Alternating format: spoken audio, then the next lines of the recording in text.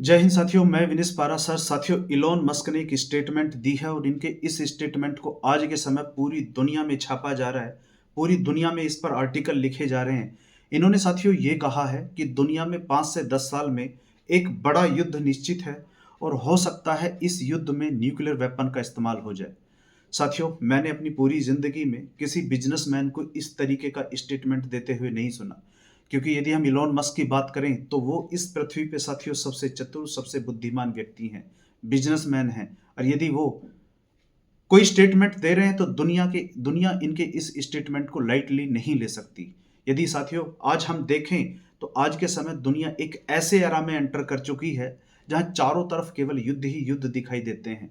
अभी आपको पता होगा, रसिया यूक्रेन युद्ध जो लंबे समय से चल रहा है, इसराइल और ईरान के बीच में कभी भी एक युद्ध छिड़ सकता है। चाइना साथियों ताइवान को कभी भी हड़पने के लिए अपनी आर्मी को ऑर्डर दे सकता है।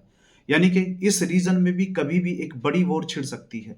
वहीं अभी रिसेंटली आपने देखा होगा, भारत और पाकिस्तान के बीच में ऑपरेशन सिंदूर 1 हुआ और भारत को कभी भी ऑपरेशन सिंदूर 2 करने की जरूरत पड़ सकती है। इसलिए साथियों, इस जो इलोन मस्क ने यहाँ कहा है, इनके इस स्टेटमेंट को लाइटली तो कम से कम हम नहीं ले सकते।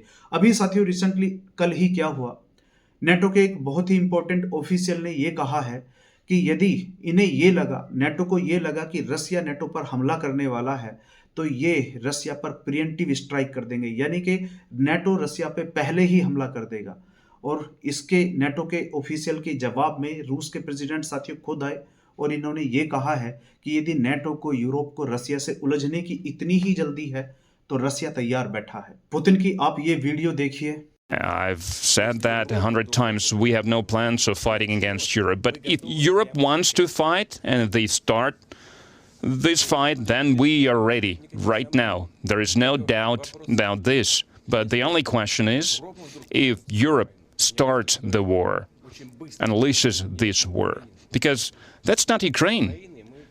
With Ukraine, we use some surgical means. We are trying to be really careful.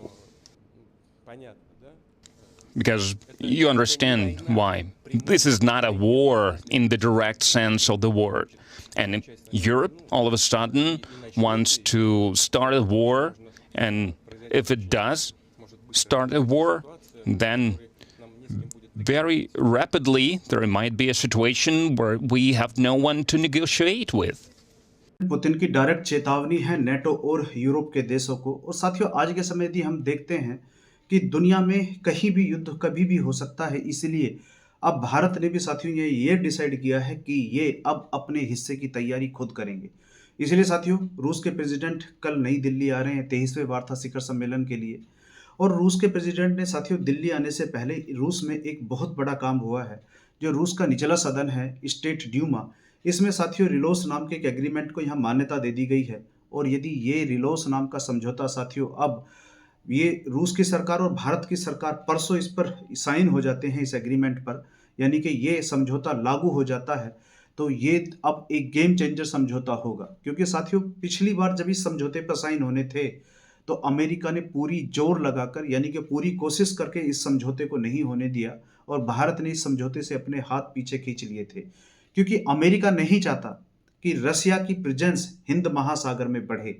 इसलिए साथियों यदि अब ये समझौता हो जाता है तो क्या होगा, रूस के 5 युद्धपोत, रूस के 10 सैन्य विमान वाहक जहाज और 3000 सैनिक, जो 3000 रूसी सैनिक अब ये भारत की धरती पर यानी कि 5 साल तक के लिए डिप्लॉय रह सकते हैं।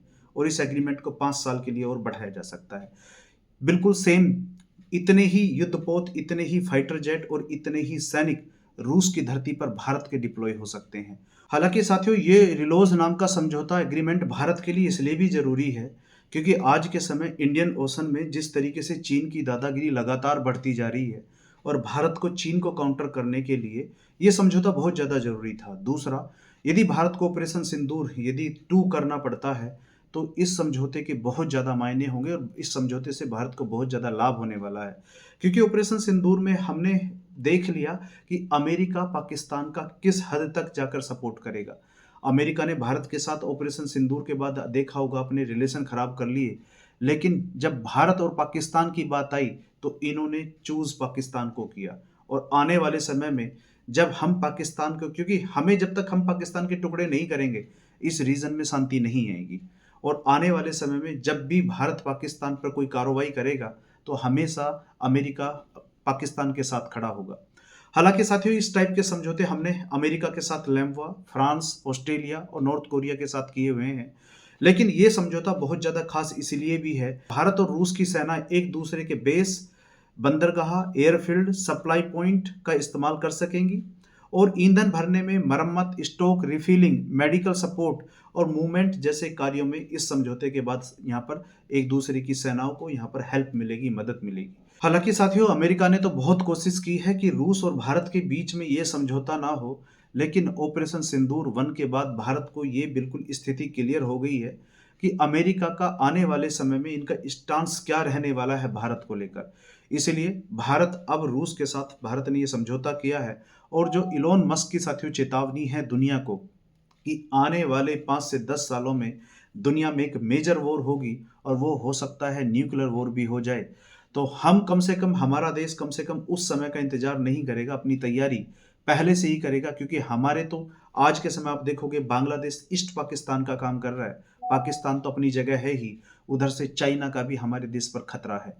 तो साथियों, इस वीडियो में फिलहाल इतना ही, मिलते हैं अगली वीडियो में। और रूस के प्रेसिडेंट पुतिन साहब कल जो नई दिल्ली आ रहे हैं, इसमें क्या क्या डेवलपमेंट होगी इस पर अलग से कल मैं सेशन लेकर आऊँगा।